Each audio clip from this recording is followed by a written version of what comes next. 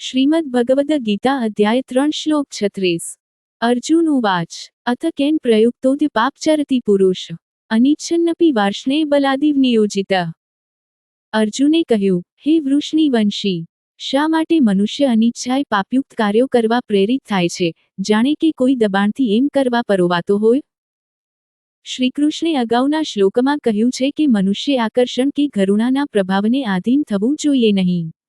અર્જુન એવું દિવ્ય જીવન જીવવાની ઈચ્છા ધરાવે છે, પરંતુ આ ઉપદેશનું પાલન કરવામાં કઠિનતા અનુભવે છે. તેથી તે શ્રીકૃષ્ણને એ પ્રશ્ન પૂછે છે જે અતિ વાસ્તવિક છે અને માનવ સંઘર્ષનું પ્રતિનિધિત્વ કરે છે. તે કહે છે, કયું દબાણ આપણને આ ઉચ્ચ આદર્શ સુધી પહોંચતા રોકે છે? શા માટે મનુષ્ય આસક્તિ અને વિરક્તિને વશ થઈ જાય છે? આપણે સૌ અંતરાત્મા ધરાવીએ છીએ, જે પાપયુક્ત કર્મ કરતી વખતે ખેદ અનુભવે છે. અંતરાત્મા એ તથ્ય પર સ્થિત છે કે ભગવાન ગુણોનું ધામ છે અને તેમનો અંશ હોવાથી આપણને સર્વને ગુણો અને સદાચાર પ્રત્યે નૈસર્ગિક આકર્ષણ છે. સારાપણું એ આત્માની પ્રકૃતિ હોવાથી અંતરાત્માના અવાજનો અભ્યુદય કરે છે.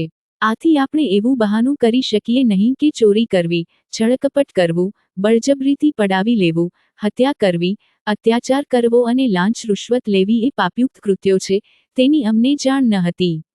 આપણે અંત પ્રજ્ઞાથી જાણતા હોઈએ છીએ કે આ બધા પાપયુક્ત કૃત્યો છે અને છતાં આપણે તે આચરીએ છીએ, જાણે કોઈ તીવ્ર બળપૂર્વક આપણને એમ કરવા વિવશ કરતું હોય.